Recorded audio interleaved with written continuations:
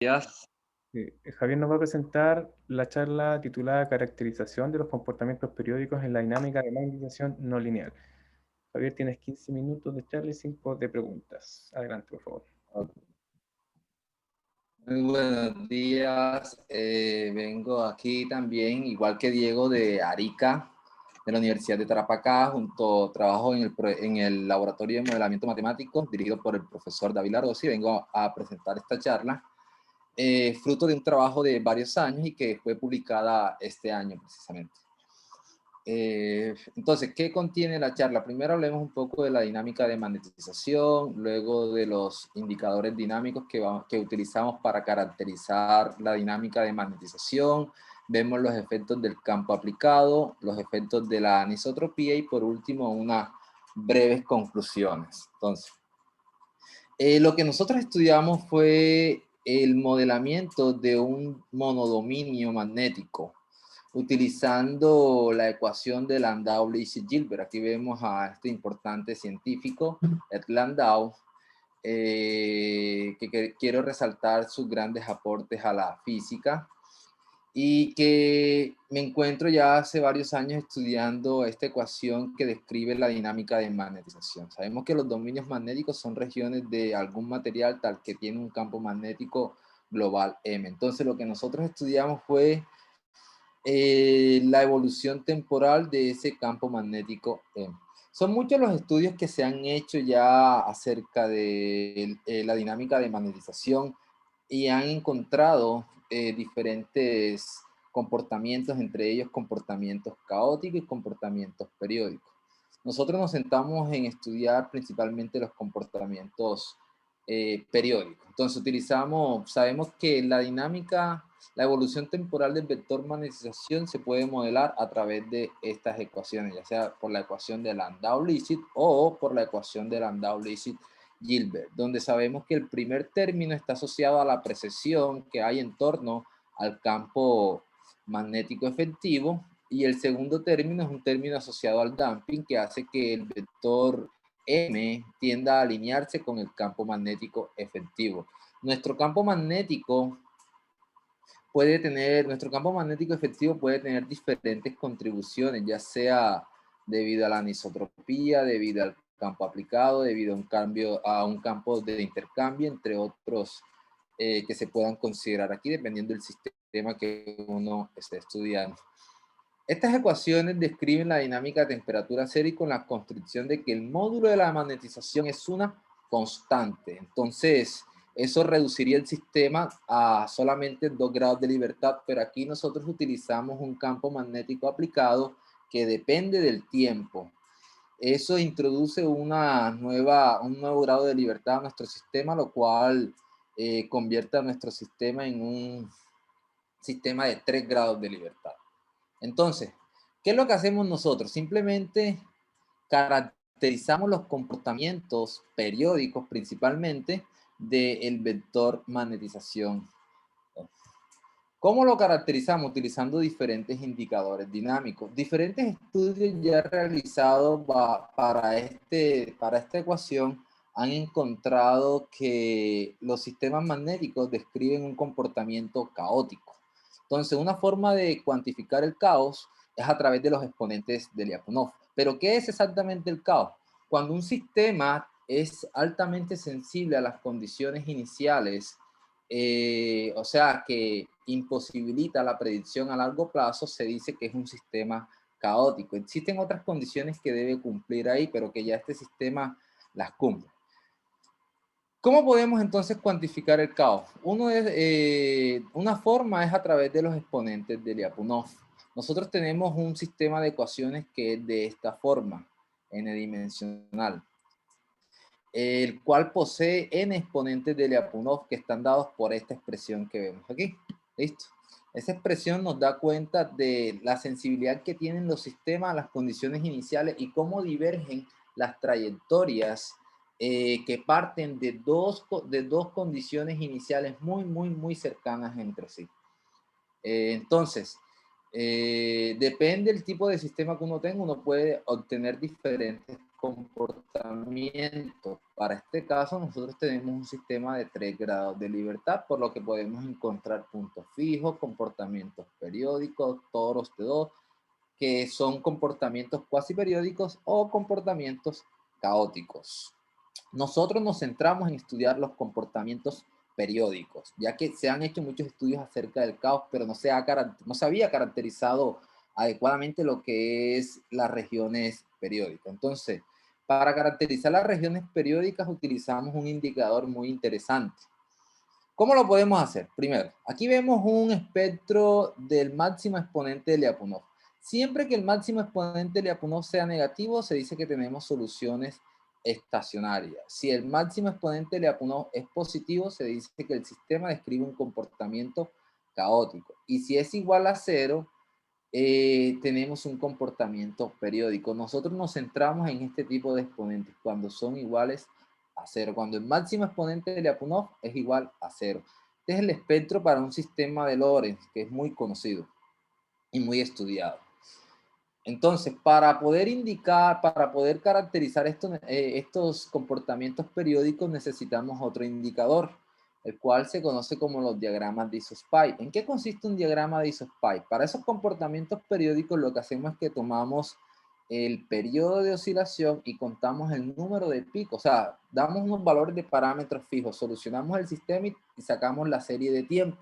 Y a esa serie de tiempo le contamos el número de picos. Por ejemplo, aquí tenemos 2 picos, cambiamos los parámetros, describe otro comportamiento, ahora tiene 4 picos, cambiamos los parámetros y así sucesivamente. Lo que hicimos nosotros fue extender este algoritmo al espacio de parámetros, un espacio de parámetros muy, muy grande, y comenzamos a dibujar estos diagramas de Isospy. Este señor, Jason Gala, es una eminencia en este tipo de diagramas y él presenta este tipo de estudios para diferentes sistemas y ha encontrado estructuras topológicas muy interesantes que se conocen como camarones. En este caso, nosotros también logramos detectar ese tipo de camarones en nuestro sistema. Entonces, como primero muestro el efecto del campo aplicado. Aquí tenemos un diagrama del máximo exponente de Lyapunov, donde toda la región negra que vemos aquí es cuando el máximo exponente de Lyapunov es 0. Quiere decir que son comportamientos periódicos. Estos diagramas distinguen fácilmente lo que es la periodicidad del caos, pero no permiten sacar información acerca de los comportamientos periódicos que tenemos aquí. Mientras que los diagramas de Isospy sí distinguen claramente los comportamientos periódicos del caos. El caos está señalado en negro aquí, y el valor Isospy está en código de colores. Vemos cómo hay múltiples transiciones entre diferentes estados periódicos. De igual forma, hay que darse cuenta también de que depende de la componente de la magnetización que estemos analizando. En este caso podemos observar que los resultados para cada una de las componentes es diferente. Nosotros lo que hicimos aquí fue barrer diferentes valores de campo magnético y diferentes valores de frecuencia, observando que en estas partes donde se interceptan este color azul se conocen como islas de sincronización. Luego seguimos variando el campo magnético y aparecieron este tipo de estructuras ya reportadas en la literatura. Se conocen, bueno, nosotros le dimos el nombre de camarones magnéticos. Tienen como una pequeña forma de camarón aquí, que son muy interesantes para estudiar. En este caso, cuando variamos el campo, la amplitud del campo magnético, notamos que esos camarones tenían una estructura interna de un solo periodo, como lo podemos ver aquí en el diagrama de Isospy. También notamos que los diagramas de Isospy revelan una ruta hacia el caos a través de doble periodo. ¿Cómo así? Por ejemplo, pasa de color verde a rojo y luego naranja, o sea, pasa de 2 a 4 a 8. No se logra ver aquí, pero debe de seguir el 16. También denotamos que en algunos casos hay números de Isospy bastante altos, por lo que no es posible cuantificarlo de manera adecuada, entonces le asignamos solamente un color. Listo. ¿Qué hicimos aquí también para verificar esto y conocer más hacia la ruta hacia el caos? Creamos un diagrama de bifurcación a través de esta línea blanca que vemos aquí. y obtuvimos que por cada valor de isospy tenemos una rama en el máximo, perdón, en el diagrama de bifurcación. O sea que cuando el valor de pico vale 2, vamos a tener 2 ramas en el diagrama de bifurcación. Cuando tenemos 4 picos, tenemos 4 ramas, y cuando tenemos 7 picos, obviamente tenemos 7 ramas. También mostramos el espectro de Fourier asociada a cada serie de tiempo con el respectivo comportamiento del vector magnetización. Obviamente vemos que a medida de que aumenta el número de picos, cambia el comportamiento del vector magnetización. De igual forma, notamos que el diagrama de bifurcación encaja perfectamente con el máximo exponente de Lyapunov. ¿Cómo así? Vean, observen que cuando tenemos estos puntos dispersos, la serie temporal lo que hace es que se vuelve loca. El diagrama de bifurcación lo que está tomando son estos picos que vemos aquí. Puede que tome un máximo, en algunas ocasiones toma el mínimo, depende cómo uno ajuste el código. Entonces, cuando tenemos un comportamiento caótico, lo que sucede es que el algoritmo detecta muchos máximos, y crea esta dispersión de puntos que vemos en el diagrama de bifurcación. Y eso se presenta siempre y cuando el máximo exponente de Lyapunov sea positivo. Obviamente, cuando es 0, tenemos comportamientos netamente periódicos. También hicimos un análisis de los parámetros asociados a la anisotropía. ¿Qué tenemos? Primero, voy a resaltar de que cuando se da la transición entre estados regulares, las fronteras que demarcan la transición entre un estado regular y otro estado regular son bien definidas, están tienen una frontera bien demarcada. También que cuando variamos los parámetros de anisotropía asociados a la anisotropía, las series de tiempo cambian de manera diferente a cómo cambian cuando variamos los parámetros asociados al campo magnético. Nuevamente aparecen estas estructuras tipo camarón. Aquí realizamos una vista ampliada para esta estructura que tenemos aquí y obtenemos lo siguiente. Aquí se ve claramente que en la estructura interna del camarón se presentan diferentes periodicidades y que nuevamente resalto, las fronteras están bien demarcadas cuando se da la transición entre un estado caótico, entre un estado regular y otro estado regular. Aquí presentamos también otro tipo de diagramas que nos permite caracterizar las periodicidades. Este tipo de diagrama está basado en el periodo de oscilación. Tomamos el periodo de oscilación para el espacio de parámetros y construimos este diagrama. Este tipo de diagramas tiene una limitante, que en algunos casos el periodo de oscilación es muy grande y se le es difícil asociar adecuadamente un código de colores. Entonces uno juega más que todo con una densidad de colores, pero aquí en este color amarillo podemos tener diferentes periodos. No lo logramos detectar adecuadamente, mientras que los diagramas de isospy son mucho más informativos. También distinguen claramente el caos de los comportamientos periódicos. Bueno. Y por último, presentamos una variación en el efecto en las condiciones iniciales. ¿Qué hicimos aquí? Lo que hicimos fue crear una nube de condiciones iniciales, una esfera de condiciones iniciales para valores de parámetros fijos. Cuando teníamos esa nube, dejamos evolucionar el sistema, o esa esfera de condiciones iniciales, dejamos evolucionar el sistema y calculamos el máximo exponente de Lyapunov. Luego construimos estos diagramas que vemos aquí. Y encontramos que el sistema, para mismos valores de parámetro, puede presentar diferentes comportamientos, ya sea un comportamiento regular, o sea, el color negro, un comportamiento regular o periódico, color negro, o un comportamiento caótico.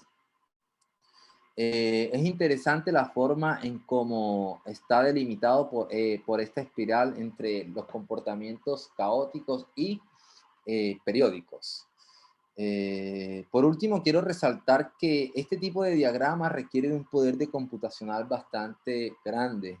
Actualmente estamos trabajando en hacer una transición ahora a lo que es, estos cálculos fueron realizados con Fortran, ahora estamos haciendo una transición a lo que es CUDA Fortran, que permite trabajar en paralelo utilizando GPU.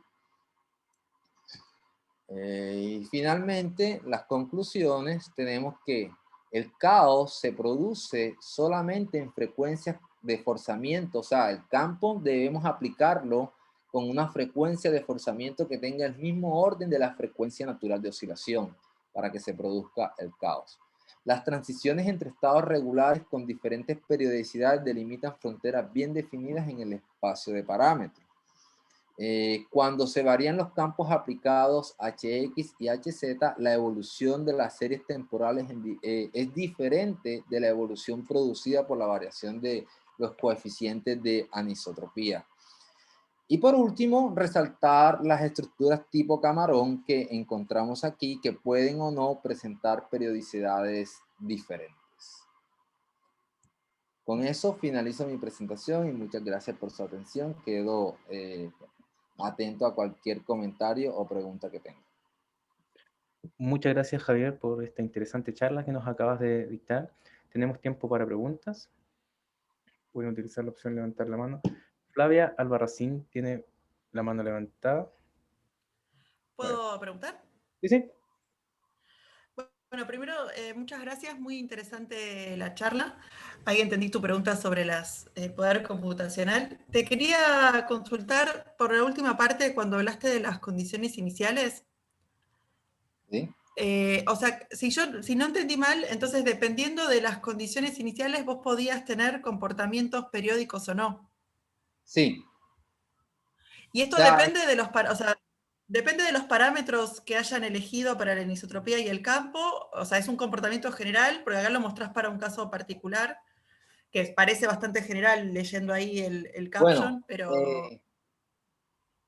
muy buena pregunta, muy buena pregunta. De hecho, aquí nosotros hicimos una exploración y en la mayoría de los casos teníamos de que independientemente de las condiciones iniciales, se iba a un comportamiento netamente periódico o se iba a un comportamiento netamente caótico. Pero en algunos puntos eso presentaban biestabilidad, o sea, coincidían los dos estados para diferentes condiciones iniciales. Y eso fue lo que encontramos aquí. Pero eso se logró después de una exploración muy amplia de parámetros. Claro, sí, porque tienen un montón de parámetros. Bueno, buenísimo, muchas gracias. Sí. De hecho, estas figuras que mostramos son de 4 millones de puntos cada una. Estas figuras. Cada figura de esas tiene 4 millones de puntos. O sea, nosotros tomamos el sistema de ecuaciones, lo solucionamos y calculamos esos 4 millones de veces para cada figura. Ok, sí, mucho trabajo de computación. Muchas gracias, buenísimo. Sí.